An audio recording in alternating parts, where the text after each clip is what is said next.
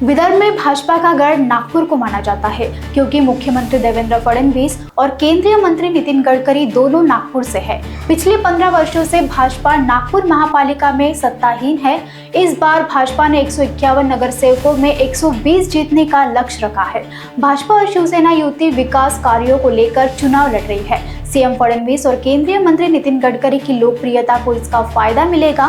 सभी उम्मीदवार और कार्यकर्ता पूरी ताकत से प्रचार में जुटे हैं और जनता का समर्थन मिल रहा है, यह धर्मपाल मेश्राम ने कहा है। मी आज माझ्या घरासमोरच्या ज्या झोपडपट्टीत माझा जन्म झाला त्या झोपडपट्टीमध्ये मी चारही उमेदवारांच्या सह फिरत आहे।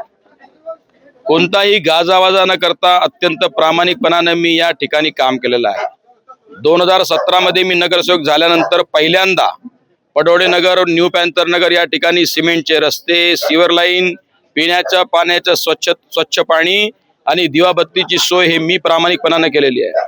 घरासमोरच्या डाव्या भागामध्ये यूपीएससी सुरू केलेली आहे। स्वस्तामध्ये औषधं मिळावीत या पद्धतीच्या सोयी लावलेल्या आहेत। 4 वर्षामध्ये नगरसेवक नसताना देखील संपूर्ण राउंड द क्लॉक माझं ऑफिस सुरू होतं। प्रत्येक माणसाला न्याय देण्याचा प्रयत्न मी केलेला आहे। झोपडपट्ट्यातल्या लोकांच्यासाठीचे मालकी हक्काचे पट्टे असतील, रमाई आवास योजनेचं काम असेल, प्रधानमंत्री आवास योजनेचं काम असेल, अत्यंत प्रामाणिकपणे आम्ही सगळ्यांनी काम केलेलं आहे।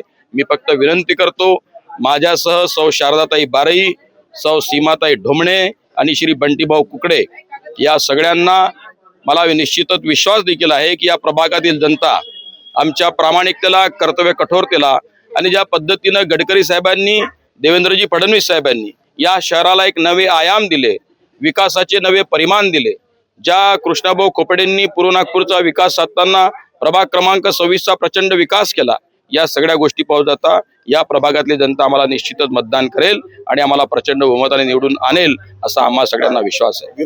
लोकवाहिनी मीडिया नागपूर।